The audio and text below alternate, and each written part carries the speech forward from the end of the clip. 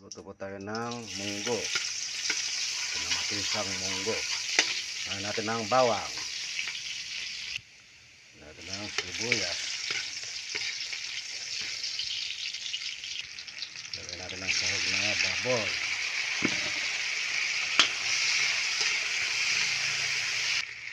Lagyan natin ng bagong na alamang.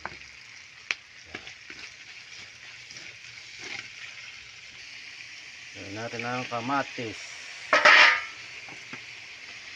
Yan ang ating kamatis. Lagyan natin ang ating munggo. Yan yung munggo. Nilaga ko muna para mas okay. Lagyan natin ng konting Ajinomoto.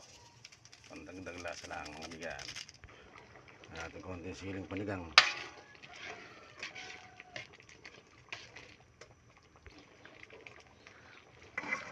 Lagyan natin ng bulaklak at talbos ng kalabasa, saka alugbati.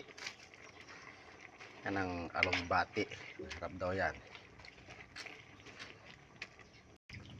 Lagyan natin ng dahon ng ampalaya. Yan, dahon ng gulay yan.